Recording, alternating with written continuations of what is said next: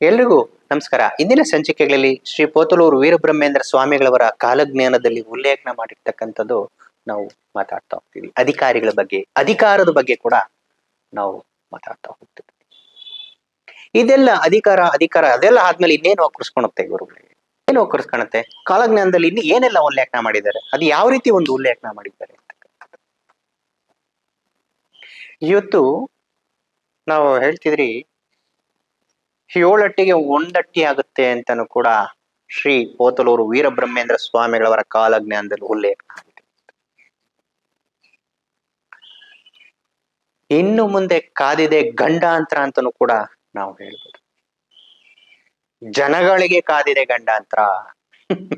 ಎಷ್ಟು ಯಾಕೆ ಕಾದಿದೆ ಗುರುಳೆ? ಯಾವಾಗ್ಲೂ ಗಂಡಾಂತರ ನಾನು ಹುಟ್ಟಿರೋದೇ ಗಂಡಾಂತರ, ನಾನೇ ಗಂಡಾಂತರ ಅಂತಾನು ಕೂಡ ಕೆಲವರು ಹೇಳ್ತಕ್ಕಂಥವ್ರು ಇದ್ದಾರೆ.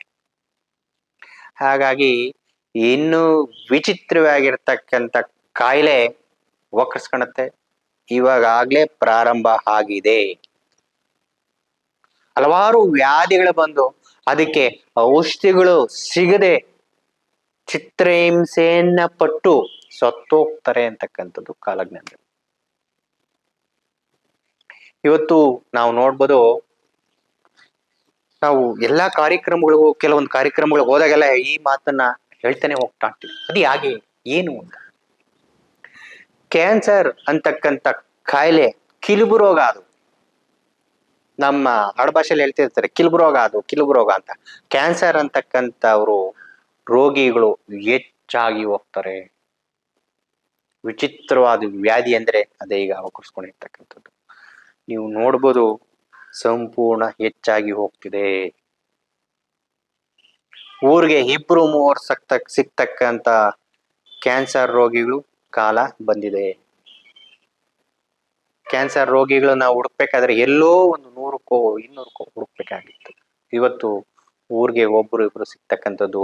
ಇನ್ನು ಮುಂದೆ ಮನೆ ಮನೆಗೆ ಕ್ಯಾನ್ಸರ್ ರೋಗಿಗಳು ಹೆಚ್ಚಾಗ್ತಾರೆ.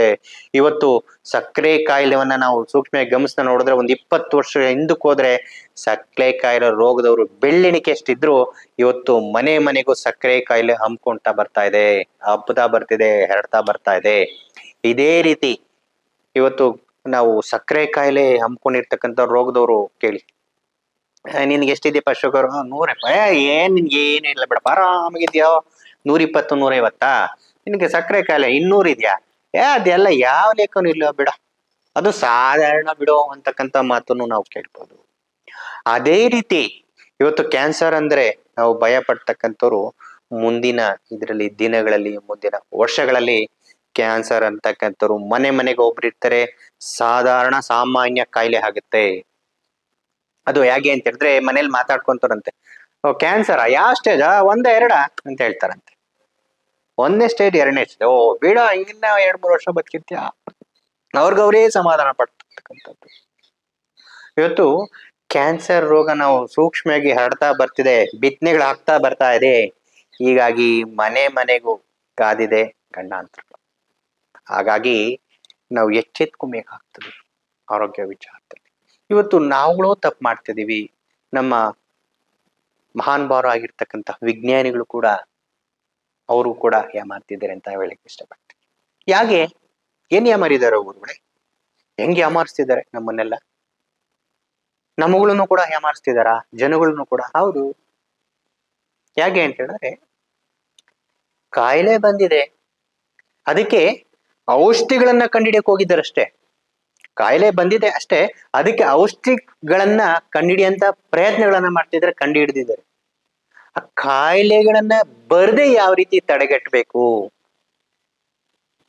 ಇವತ್ತು ಕ್ಯಾನ್ಸರ್ ಬಂದಿದೆ, ಅದಕ್ಕೊಂದು ಚುಚ್ಚುಮದ್ದನ್ನ ಏನನ್ನೋ ಒಂದು ತಯಾರು ಮಾಡಕ್ ಹೋಗ್ತಿದ್ರೆ ಹೊರತು ಅದನ್ನ ತಡೆ ಹಿಡಿತಕ್ಕಂಥ ಪ್ರಯೋಗಗಳು ಮಾಡ್ತಿಲ್ಲ, ಪ್ರಯತ್ನಗಳು ಕೂಡ ಮಾಡ್ತಿಲ್ಲ. ಅದನ್ನ ತಡೆ ಹಿಡಿಯಂತ ಪ್ರಯತ್ನಗಳು ಮಾಡ್ಬೇಕು ನಮ್ಮ ವಿಜ್ಞಾನಿಗಳು ಕೂಡ, ನಮ್ಮ ಜ್ಞಾನಿಗಳು, ನಾವುಗಳು ಕೂಡ ಆ ಪ್ರಯತ್ನವನ್ನೇ ಮಾಡ್ಬೇಕು.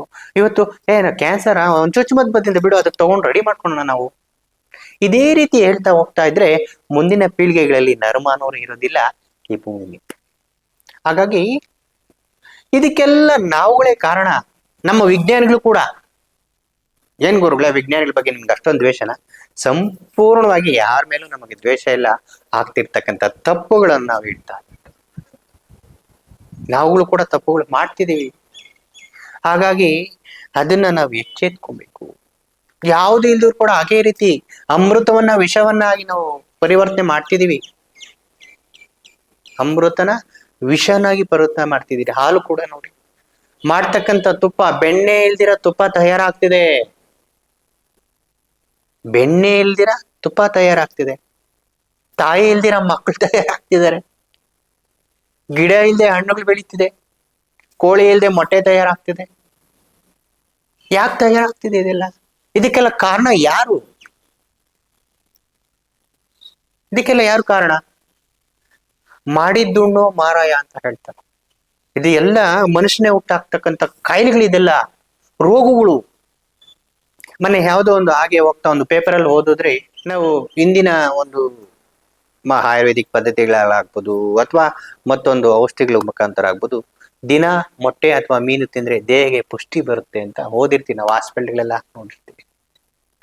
ಅದೇ ನ್ಯೂಸ್ ಪೇಪರ್ ಅಲ್ಲಿ ಓದಿದ್ರಿ ನಾವು, ಮೊಟ್ಟೆ ತಿಂದ್ರೆ ಕ್ಯಾನ್ಸರ್ ಖಚಿತ ಅಂತ ಹಾಕಿದ್ದಾರೆ. ಕೋಳಿ ಮೊಟ್ಟೆ ಸೇವನೆ ಮಾಡಬೇಡಿ, ಸೇವನೆ ಮಾಡಿದ್ದಲ್ಲಿ ಕ್ಯಾನ್ಸರ್ ಖಚಿತ ಅಂತ ನಾವು ಓದಿದ್ವಿ. ಅದು ಯಾವ ರೀತಿ ಬರ್ತಿದೆ? ಕೋಳಿ ಮೊಟ್ಟೆಯಲ್ಲಿ ಯಾವ ರೀತಿ ಕ್ಯಾನ್ಸರ್ ಬರ್ತಿದೆ? ಎಷ್ಟು ಹದ್ಗೆಟ್ಟು ಹೋಗಿದೆ ನಮ್ಮ ವಾತಾವರಣ. ಎಲ್ಲದನ್ನು ಕೂಡ ಸಾಧಾರಣ ಬಿಡು ಅಂತಕ್ಕಂಥದ್ದನ್ನು ನಮ್ಮ ತಲೆಗೆ ತುಂಬಿದ್ದಾರೆ. ಸಾವನ್ನು ಕೂಡ ಸಾಧಾರಣ, ಸಾವನ್ನು ಕೂಡ ಸಾಧಾರಣ ಅಂತ ತಲೆಗೆ ತುಂಬ್ತಿದ್ದಾರೆ. ಅಷ್ಟು ಧೈರ್ಯ ತುಂಬ್ತಿದ್ದಾರೆ ನಮ್ಮ ವಿಜ್ಞಾನಿಗಳು. ಒಬ್ಬ ವ್ಯಕ್ತಿಗೆ ಏನಾದ್ರೂ ತೊಂದರೆ ಆಗ್ತಿದೆ ಅಂದ್ರೆ ಏನು ತಲೆ ಕೆಡ್ಸ್ಕೊಂಬೇಡ ಬಿಡಿ, ನಂದು 5 ನಿಮಿಷದಲ್ಲಿ ಸಾಯ್ತಾರೆ, ತಗೊಂಡೋಗಿ ಅಂತ ಇಷ್ಟು ಸೂಕ್ಷ್ಮವಾಗಿ ಹೇಳ್ತಾರೆ. ಮನುಷ್ಯನ ಪ್ರಾಣಕ್ಕೆ ಬೆಲೆ ಇಲ್ದಂಗೆ ಮಾಡ್ತಿದ್ದಾರೆ. ಮನುಷ್ಯನಿಗೆ ಹಲವಾರು ವ್ಯಾಧಿಗಳನ್ನ ಹುಟ್ಟಿಸ್ತಿದ್ದಾರೆ. ಹಾಗಾಗಿ ವಿಚಿತ್ರ ವಿಚಿತ್ರ ಔಷಧಿಗಳನ್ನ ಕಂಡಿಡ್ತಕ್ಕಂಥದ್ದು, ನಮ್ಮ ಜನಗಳು ಕೂಡ ಅದನ್ನ ಯಥೇಚ್ಛವಾಗಿ ಉಪಯೋಗಿಸ್ತಕ್ಕಂಥದ್ದು, ಇದೆಲ್ಲ ಯಾವಾಗುತ್ತೆ? ಹಾಗಾಗಿ ನಾವು ಸೂಕ್ಷ್ಮವಾಗಿ ನೋಡ್ತಾ ನೋಡ್ತಾ ಹೋಗ್ತಾ ಇದ್ರೆ ಬಹಳ ಕಾಲಜ್ಞಾನ ಹೇಳಿರ್ತಕ್ಕಂಥ ಮಾತು ತುಂಬಾ ದೂರ ಇಲ್ಲ, ಸಮೀಪದಲ್ಲೇ ಇದೆ, ತುಂಬಾ ಹತ್ತಿರದಲ್ಲೇ ಇದೆ ಅಂತ ನಾವು ನೋಡ್ಬೋದು. ಎಷ್ಟು ಸೂಕ್ಷ್ಮವಾಗಿ ಹೇಳಿದ್ದಾರೆ. ಅದಕ್ಕೆ ಮನೆಯಲ್ಲಿ ಇರ್ತಕ್ಕಂಥ ವ್ಯಕ್ತಿಗಳಿಗೆ ಕಾದಿದೆ ಗಂಡಾಂತರ ಅಂತಕ್ಕಂಥದ್ದು. ಹಾಗಾಗಿ ಇನ್ನು ಮುಂದಿನ ಸಂಚಿಕೆಗಳಲ್ಲಿ ಇನ್ನು ಏನೆಲ್ಲ ಹೇಳಿದರೆ ಶ್ರೀ ಪೋತಲೂರು ವೀರಬ್ರಹ್ಮೇಂದ್ರ ಸ್ವಾಮಿಗಳವರು, ಕಾಲಜ್ಞಾನ ಎಷ್ಟು ವಿಚಿತ್ರ ವಿಸ್ಮಯಗಳನ್ನ ಮೂಡಿಸ್ತಾ ಇದೆ ಕಲಿಯುಗದಲ್ಲಿ, ಎಷ್ಟೆಲ್ಲ ಎತ್ತೆಚ್ಕೊಳ್ಳಿ ಅಂತ ಎತ್ತೆಚ್ತಿದೆ ಜನಗಳನ್ನ. ಯಾಕೆ ಎತ್ತೆಚ್ಕೊಂತಿಲ್ಲ? ಇವತ್ತು ನಾವು ನೋಡ್ಬೋದು ಯಾಕೆ ಎಚ್ಚೆತ್ಕೊಂತಿಲ್ಲ ಅಂತಕ್ಕಂಥದನ್ನ ಮುಂದಿನ ಸಂಚಿಕೆಗಳಲ್ಲಿ ನಾವು ನೋಡ್ತಾ ಹೋಗೋಣ. ಯಾಕೆ ಮನುಷ್ಯನಲ್ಲಿ ಕ್ರೂರತ್ವ ಹೆಚ್ಚಾಗ್ತಿದೆ, ಯಾಕೆ ರಾಕ್ಷಸ ಗುಣಗಳು ಹೆಚ್ಚಾಗ್ತಿದೆ ಅಂತಕ್ಕಂಥದನ್ನ ನಾವು ಮುಂದಿನ ಸಂಚಿಕೆಗಳಲ್ಲಿ ನೋಡ್ತಾ ಹೋಗೋಣ. ಇಷ್ಟನ್ನ ಹೇಳ್ತಾ ಇವತ್ತಿನ ಮಾತನ್ನ ಮುಗಿಸ್ತಾ ಇದೀವಿ. ನಮಸ್ಕಾರ.